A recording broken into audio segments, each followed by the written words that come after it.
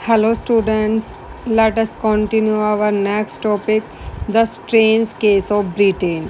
हमने Germany unification पढ़ा था और इटली का यूनिफिकेशन किया था। अब हम पढ़ेंगे ब्रिटेन का यूनिफिकेशन। लेकिन जो ब्रिटेन का यूनिफिकेशन हुआ उसमें स्ट्रेंज क्या था, अजीब क्या था। The model of the nation और the nation state, some scholars have argued in Great Britain.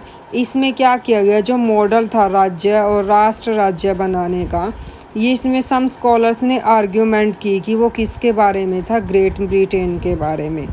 In Britain the formation of the nation state was not the result of a sudden upheaval or revolution। अब उन्होंने क्या बोला कि जो ये revolution हुई थी हमारी जो ब्रिटेन के अंदर, जो ये चेंजेस आए थे, ये किसकी, ये क्या था, सडन चेंजेस नहीं थे, मतलब कि एकदम से ही उथल पुथल नहीं हुई थी, ना ही क्रांति हुई थी। It was the result of a long drawn out process. ये पीछे से ही लंबी चली क्या थी, एक प्रक्रिया थी।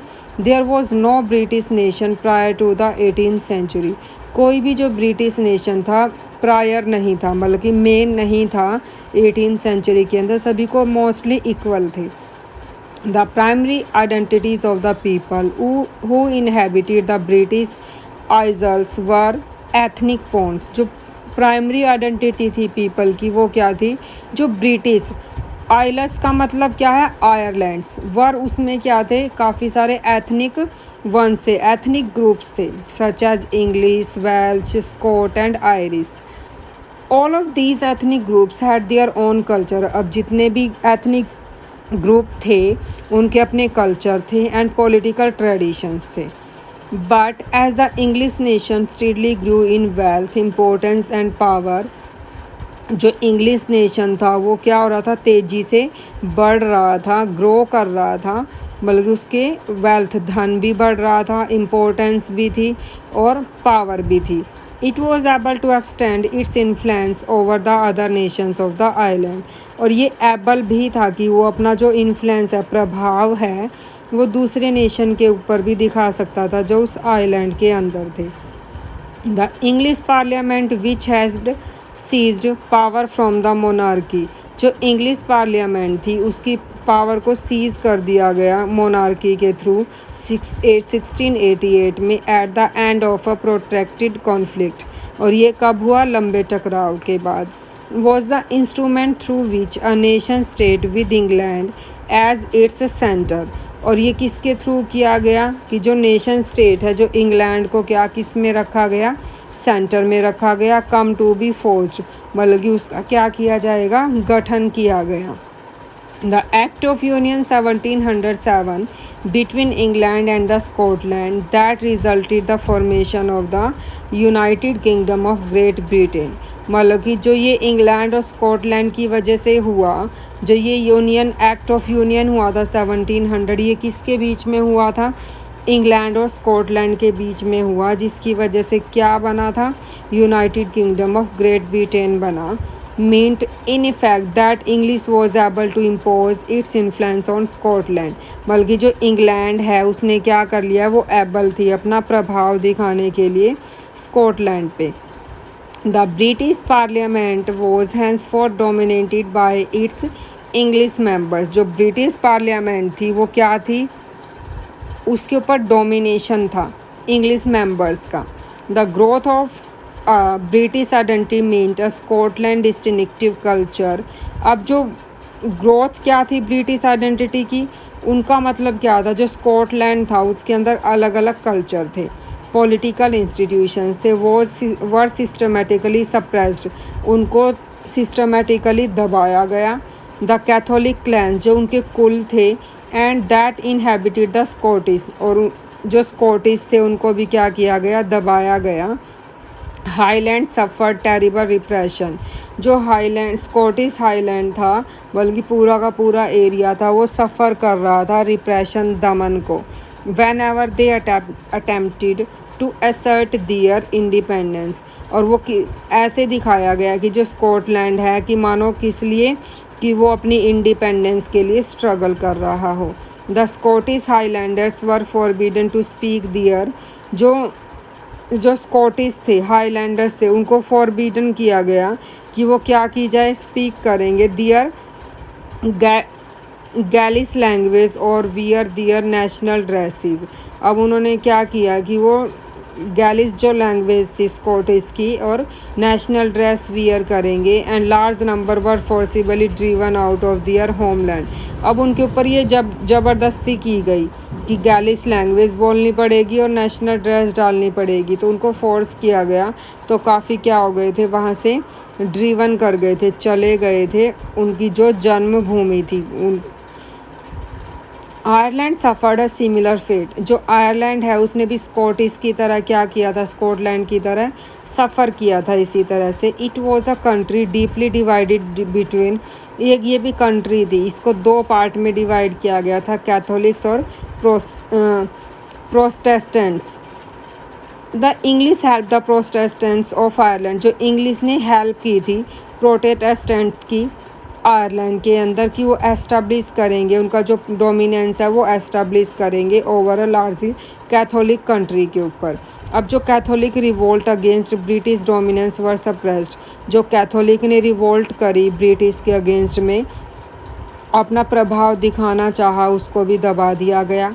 After failed revolt led by. जो ये रिवोल्ट थी फेल हो गई थी, जो किसने लीड किया था उसको, वोल्फ टॉन ने। And he is United Irishman. वो क्या था, आयरिशमैन 1798।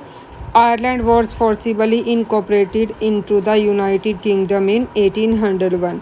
तो इसकी वजह से आयरलैंड की जगह पे क्या बन गया था, यूनाइटेड किंगडम बना था 1801 में। अ न्यू ब्रिटिश नेशन बनी थी, was forced through the propagation of a dominant English culture. जहाँ पे उनको फोर्स किया गया था, उनको बोला गया था कि वो किसका प्रचार प्रसार करेंगे, इंग्लिश डोमिनेशन कल्चर का। The symbol of the new Britain.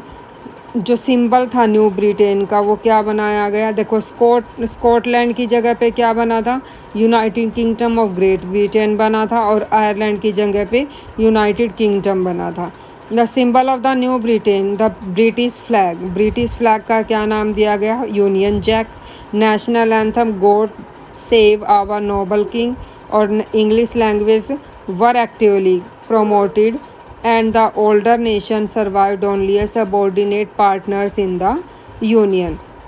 Actively English language को प्रमोट किया गया। जो पुराने नेशन थे जो सर्वाइव कर रहे थे वो किसकी तरह रहेंगे, सबऑर्डिनेट पार्टनर रहेंगे इन दिस यूनियन का। अब जो हमारा नेक्स्ट टॉपिक है वो है विजुअलाइजिंग द नेशन। राष्ट्र राज्य की जो दृश्य कल्पना थी, मतलब कि हमें किस तरह से दिखा, जैसे आपको पिक्चर बनाने दी जाती है तो आप उसमें कैसे आइडियाज़ दिखाते हो, मतलब कि उसमें आप फिगर के थ्रू क्या करते हो, अपने इम्प्रेशन के दिखाना चाहते हो कि किस तरह से वो शो की जा रही है। While it is easy enough to represent a ruler through a portrait और अ स्टैचू। ये क्या था, इजी था रिप्रेजेंट करना रूलर्स को थ्रू पोर्ट्रेट के थ्रू और स्टैचू के through. How does one go about giving a face to a nation, मतलब कि लेकिन हम फेस कैसे दे सकते हैं नेशन को। Artist in the 18th and the 19th century found a way. उन्होंने एक तरीका ढूंढा बाय पर्सोनिफाइंग अ नेशन, मानवीकरण करना, मतलब कि आपने मानवीकरण अलंकार पढ़ा है ना, किसी को मानवीकरण करना, जैसे वो कि वो गांधी के जैसा दिखता है, तो ऐसे ही नेशन को क्या किया गया, पर्सोनिफाई किया गया। In other words they represented a country as if it were a person. अब दूसरे शब्दों में उनको रिप्रेजेंट किया गया एक कंट्री की तरह कि जैसे वो क्या हो, उस कंट्री का ही पर्सन है। Nations were of then portrayed as female figure. Nation को एक फीमेल फिगर की तरह दिखाया गया, portrait. The female from that was chosen to personify the nation did not stand for any particular women in real life. जो ये female figure दिखाई गई थी, ये पर्सोनिफाई किया गया था, वो स्टैंड नहीं करती थी, मतलब कि did not stand, particular women नहीं थी, कोई रियल लाइफ की वो मीन नहीं उठाई थी, एक फिगर बनाई थी उन्होंने। rather it sought to give the abstract idea of a nation। Abstract मतलब कि वो भावात्मक आइडिया लेके आ रही थी नेशन के लिए, और कॉन्क्रीट फॉर्म उसका जो बेस था वो क्या था, कॉन्क्रीट ठोस था, जो उसका आधार था। That is the female figure became an allegory of the nation. तो इसीलिए जो फीमेल फिगर थी वो एलेगरी बन गई थी। जैसे हमारी कौन सी है, भारत माता बोलते हैं ना, वो हमारी क्या है, फीमेल फिगर है। तो ये फीमेल फिगर को एलेगरी, रूपक बन गई थी नेशन का। You will recall that during the French revolution artist use the female allegory to portray idea such as liberty, justice and the republic. तो फ्रेंच रिवॉल्यूशन में भी जो फीमेल एलेगरी को ही यूज़ किया गया था आइडियाज़ को दिखाने के लिए, सच एज लिबर्टी, जस्टिस और रिपब्लिक का। These ideals were represented through specific objects और सिम्बल्स। अब जो ये आइडिया कैसे रिप्रेजेंट किए गए, कुछ स्पेसिफिक ऑब्जेक्ट और सिम्बल्स के through. As you would remember the attributes of liberty are the, जो एट्रीब्यूट्स था फ्रेंच रिवॉल्यूशन में वो क्या था, रेड कैप और the broken chain, while justice is generally है ब्लाइंड फोल्डेड वुमेन, मतलब कि आंखों पर पट्टी बंधी हुई, carrying a pair of weighing scale, मतलब कि हाथ में तराजू लिए हुए न्याय की मूर्ति के रूप में दिखाया गया है।